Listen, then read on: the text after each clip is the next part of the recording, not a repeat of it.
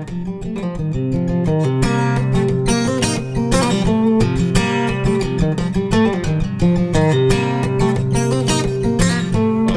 of Truth, and today is Thursday, December the 8th, 2016, and your hosts are Dave Kranzler from InvestmentResearchDynamics.com and Rory Hall from thedailycoin.org. What's up, Dave? Well, not the temperature here in Denver. Sweltering 1 degree this morning. It's supposed to get all the way up to about 20 today. All the way to 20. That's kind of balmy, isn't it? Well, I shouldn't have come home from St. Martin. That's all I can say. You came home too soon. I guess so, or I planned the vacation wrong. Oh, well, we got a lot going on today, so let's just get to it. I have a feeling we're going to hear about the silver manipulation evidence that was released. It's a good possibility. That Deutsche Bank. You heard about that this morning? Zero Hedge just reported about an hour ago. I saw the headline post, but I didn't read the article. Well, not only has Deutsche Bank named Scotia Makata and HSBC along with themselves, Deutsche Bank, they have now come out and named Barclays, BNP Paribas, Standard Chartered, and Bank of America as all being part of the rigging and front running of the silver market. And not only that, they have some transcripts. It looks like either instant messages or emails that were going back and forth between Deutsche Bank, HSBC, UBS, and yeah, that's what they've got. It is off the chart. So for anybody that still lives in this misguided world that markets are not rigged, they are 100% rigged, and there's your evidence. It's long not been a theory when you have LIBOR and Forex rigged, proven in a court of law. Now, more evidence, just more evidence that it's all fact. There are no theories. You know what's funny about this? What's that? In 2010, GATA, spearheaded by Bill Murphy and Chris Powell, convinced the CFTC to hold a hearing on silver market manipulation. Yep. And Andrew Maguire was this kind of this quote unquote star witness, and he said there were emails and instant messages that were going back and forth, and I'm actually shocked that J.P. Morgan's not named in here. They're well, I guess, if they're one of the king's men, they're not, they get a free pass. But he said, there's emails and all kinds of evidence that you can dig up at J.P. Morgan that document the effort to manipulate the silver market. And that was back in 2010. And the CFTC took its fourth investigation into the silver market rigging on the COMEX. And the fourth time, of course, they found nothing. After 5 years, they found nothing. And what's amazing about it is anyone who's traded the market knows it's rigged. So anyway, I stopped trading silver futures in 2007. It became impossible to trade it because it was just so manipulated. And news would come out that would be incredibly bullish for silver. And as soon as the COMEX opened, silver would get hammered. And it was unbelievable. And I mean, we should expect that the CFTC, which at the time was headed up by a guy who was an ex Goldman Sachs. He was basically on the CEO track at Goldman Sachs. And there were lawyers. There were also a couple lawyers on the CFTC that their practices were built around keeping Wall Streeters out of jail. I mean, it was the classic case of the fox watching the hen house. Exactly. Yeah, and so here we go. And this is probably going to end up like those stupid Podesta emails where everyone's like, "Oh well, it's there in print in front of me, but I'm still not going to believe it." Pretty much. Until it's on CNN, it's not true. Right. Well, I mean, and that leads to another situation that Washington Post came out and said, yeah, that article on the fake news, that was fake. Sorry about that. I saw that, yeah. It's just incredible. I mean, it truly is an empire of lies that we live in. It really is. I mean, and there's no getting around it. And I don't want to get lost in this.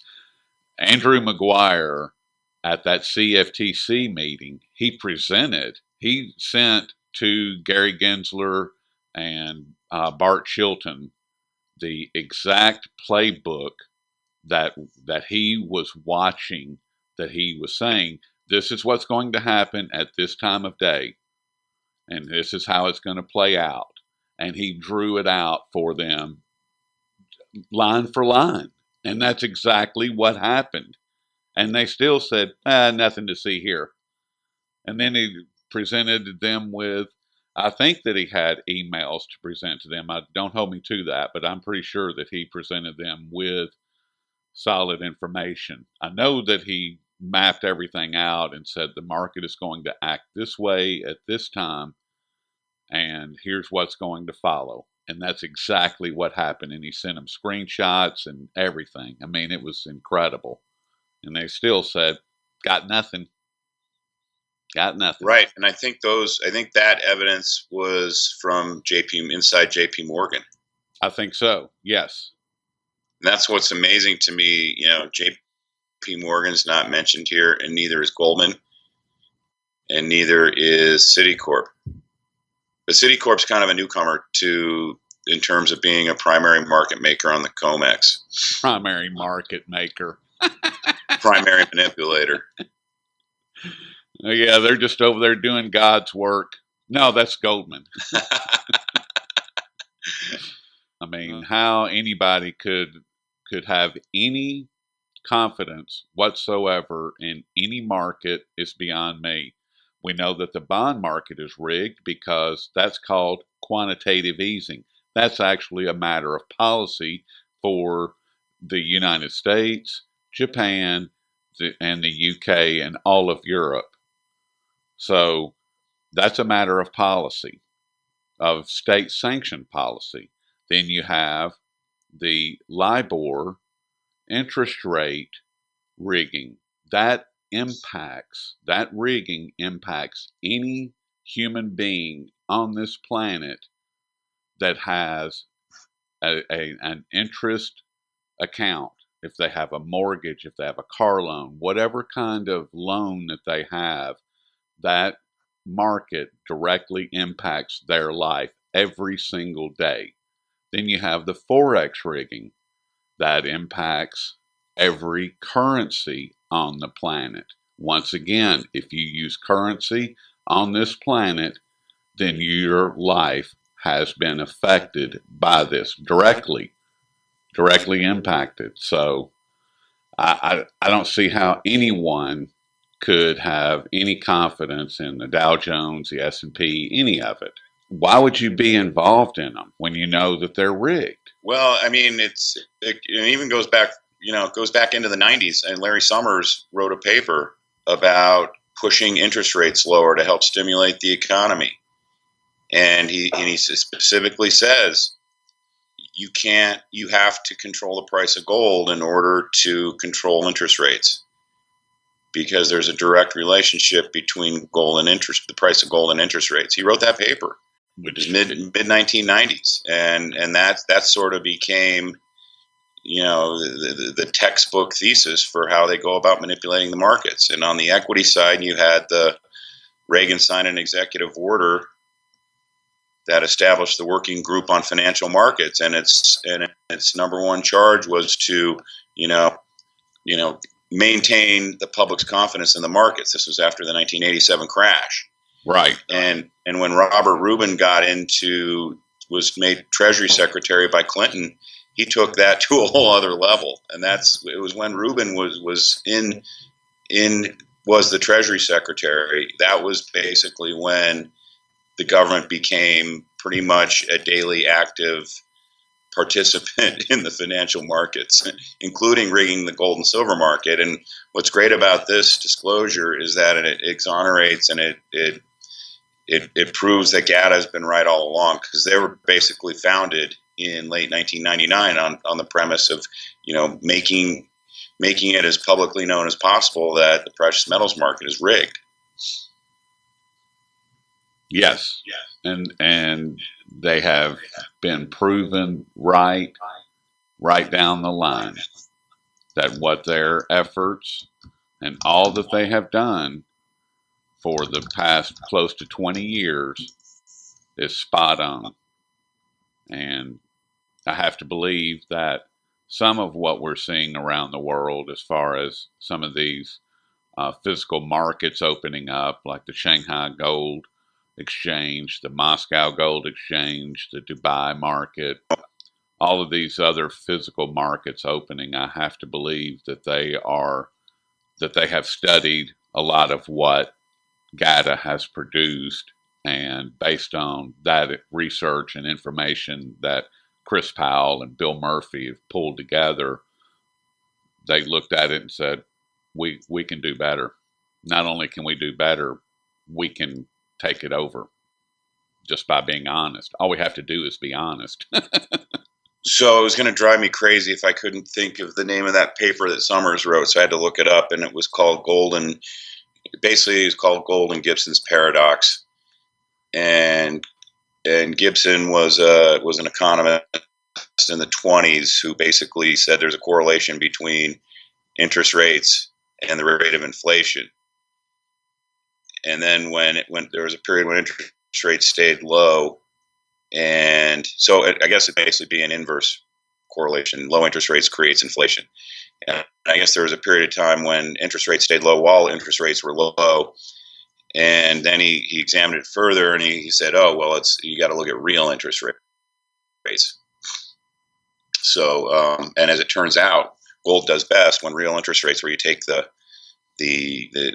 short-term interest rate and subtract the rate of inflation, and that gives you the real rate of inflation, or it gives you the real interest rates. And when real rates are negative is when gold does its best. I mean, we've had real negative interest rates now probably since the mid-2000s in this country. And so the fact that they've been able to keep gold below 2,000 like they have, even though it threatened it in 2011, yeah. It basically tells you the extent to which they are rigging the gold market. And real interest rates are extremely negative right now. Well, and what we pointed out also in that regard is that it takes every day it takes more and more of the paper nonsense to get a smaller and smaller return for their efforts, and that's real. That happens every time now. I mean, they put 500 million ounces of paper on the market, and they get a $20 downside move. Whereas 2 years ago or 3 years ago, that same trade would have produced $100 downside move. I mean, they're just losing on that front time and again, and I don't think they can take it very much lower than they have right now, because gold this year at the U.S. Mint is having its best year since 2011. What was 2011? The highest value of gold in ever. It's the highest gold value in the history of gold. And this year, the U.S. Mint is going to sell almost as much as that same year. Just about 150,000 ounces shy of beating the all-time record sales for the U.S. Mint in gold. Well, the hell with that. Let's get out there and buy some gold. Let's get those numbers up.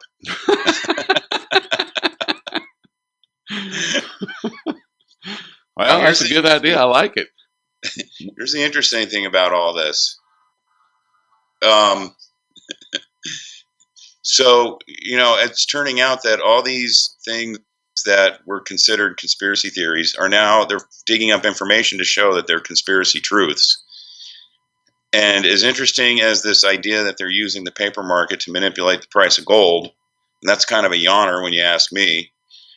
Let's have an independent examination of what's going on in the gold vaults, because I've maintained for at least a decade that the numbers reported by the COMEX and obviously by the Fed are phony numbers. That most of that gold, if not all of it's not really there. And that's what I'd really like to see, because that's their Achilles heel. Because if it ever came out, it was ever disclosed that, oh boy, what the gold investing and GATA community has been saying all along is actually true, that would be one of the biggest scandals in modern history, financial scandals. Well, I mean, what about that report that Ken Hoffman did on Bloomberg a couple of years ago? I mean, Craig Hemke has used it over and over again. I mean, he can about recite it word for word. He's watched it so many times. When he's sitting there telling them that the LBMA gold vaults are basically empty. That a few years ago you could come in here and there would be gold all over the place. Now you go in there and it's an echo chamber. So right, and I don't even refer to the LBMA as a physical gold market. Whenever I write about it, I just reference it as a paper gold market, because again, what he disclosed and what he talked about was something that we've all suspected for a long time. It just, the paper rigging is easy to prove. You just look at the price behavior and the patterns of it, and it's pretty easy to see it. But in terms of for me to say, oh well, J.P. Morgan says it has however many millions of ounces of silver in its vault. Okay, well, are we going to take J.P. Morgan's word for it, because that's who's telling us that that's what the number is? Can we have an independent audit of that vault, please? And that's what I would like to see. And that's something we'll never get. Right. It's just like an audit of the Fed. I mean, Ron Paul spent the latter part of his time in Congress trying to get an audit of the Fed. And the Fed spent millions on lobbyists to fight it. And still spending millions to fight right. it. I mean, he wanted to see a lot of things, but one of the things he wanted to see was an independent, open audit of the gold vaults. And it's funny because then Germany comes along and says, "Hey, man, we'd like some of our gold back that you're keeping in your vaults." And the U.S. tells them to go pound sand, and they agreed to send, half of what Germany originally requested back over a period of 7 years. Well, if the gold's in the vault, why can't you ship it all back now? Exactly. Hugo Chavez had 160 tons of gold repatriated, and it took 4 months. Why can't you send them 300 tons? If you say it's there in your vault, send it back, because it's not there. Yeah, but everyone looks the other way on that. Oh well, let's take their word for it. Yeah, and speaking of Venezuela and Hugo Chavez, look what's happened to Venezuela since they made that request. And the bolivar, their national currency, was tied directly to, I believe it was tied directly to the U.S. dollar. Now they're experiencing hyperinflation. And all of their gold has gone back, or most of it, I believe all of it, has gone back to Goldman Sachs. Yes. I mean, and so they not only did they get shafted out of their gold a second time, with the bolivar being tied to the dollar, they can manipulate that, and they blew it up. And now the people of Venezuela are suffering, through hyperinflation and just god awful conditions. I mean, it's, oh my goodness. These people, they are vile and evil to the core. That's all you can say. Oh, man. You know what? I've stressed out and agonized over it for so long. I just look at it now and I just laugh, and nothing surprises me. Well, I mean, what's happening in Venezuela right now, with all of what we've just discussed as a backdrop, is what's happening in Venezuela is exactly what John Perkins in Confessions of an Economic Hitman. It's to the letter. I mean, it's incredible. Oh, well, yeah, there's no question about it. The U.S. was instrumental in bombarding their system. And if you mention that to people, they'll say, "Oh, you're a conspiracy theorist." Well, okay, let's just wait a few years till the truth comes out, and you'll see it's conspiracy truth. Yeah, I don't even like using the word conspiracy anymore because it has such a negative connotation. I mean, it's just you either have fact or you have a lie. That's it. And if you want to believe a lie, that's your choice. I don't care. Doesn't impact my life at all. You can believe whatever you wish, but the truth is the truth. And there's only one, and that's it. So, and just like what we're seeing unfold right now in real time, all of this rigging, another layer of the rigging is being um, disclosed for Well, no, all you know to what's going to see. happen? There's going to be an article in the Washington Post that says it's a Russian conspiracy theory that Russia created those Snapchats and emails and instant messages. Putin made them. Putin did it. that that dirty, rotten scoundrel Putin. He's behind all this. Oh my goodness. Yeah, that's. I'm surprised it hadn't hit the wire already. It's only a matter of time. Yes. Oh my goodness. Well, what else have you got, Dave? Is there anything else we need to dig into? Nothing I can think of right now. I've got a frozen brain. It's 1 degree here this morning. Oh my Not goodness. to say that my brain isn't usually frozen, but it's extra frozen today.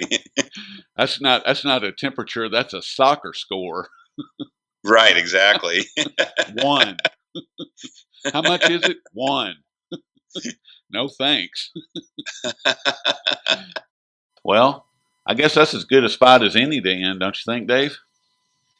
I believe so. Well, I guess we'll pick it up on Monday and see how things shape up then. Sounds good to me.